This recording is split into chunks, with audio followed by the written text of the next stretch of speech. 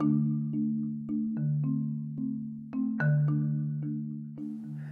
this is Seth Greenwood, writer and creator of the Gale comic, and this is episode 2 of Chasing Storms, the making of Gale Chapter 2, Storm Chaser.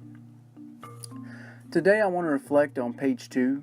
Now we've already discussed the darkness of Chapter 2, and this page seems to not just carry forward with that darkness, but it introduces some very uncomfortable themes.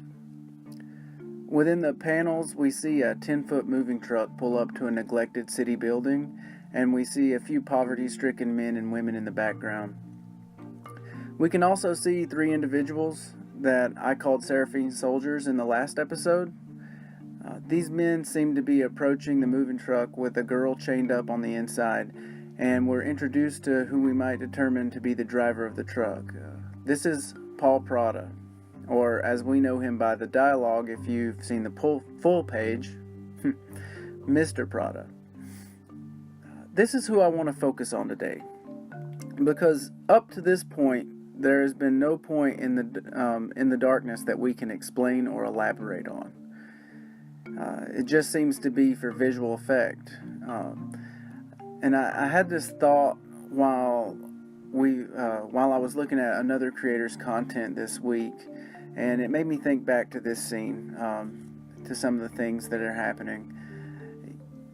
You see, when we look at the soldiers and the crowd of people, we're only allowed to feel a couple of emotions, kind of like we talked about last week. We feel frightened, or we can maybe feel a little bit of disgust and maybe sadness. But one thing that's hard to do is relate to these people. And I believe the idea behind that is this. The people in the background are stuck on the page and they're overshadowed. We know that they have a struggle, but it's kind of muted.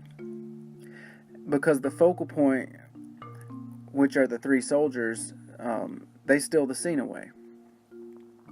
And the reason we can't relate to the soldiers is probably because they're masked men and they're keeping their silence.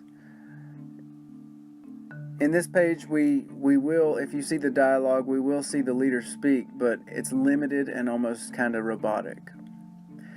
However, when we are introduced to Prada, we see something different. He's the first humanized figure that we're given in our focal point. He walks up and there is worry in his eyes. He struggles to make himself dominant, but we know he's somewhat unsure of the situation that's happening right now. Now, what is the situation?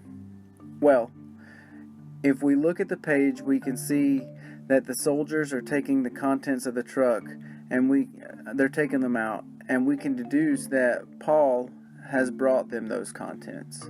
So it's easy to guess that Paul has gotten himself wrapped up in what appears to be some sort of human trafficking. Now, we can see the worry on his face, and we can see the struggle to remain dominant in this scenario, and we can also see him start to lose his temper. He kind of seems to be unraveling. And we can relate to this because he's trying to right a wrong after the fact. And most of us can probably say that we've been there, right? We know that we've done something wrong and we're trying to correct it, but it's too late.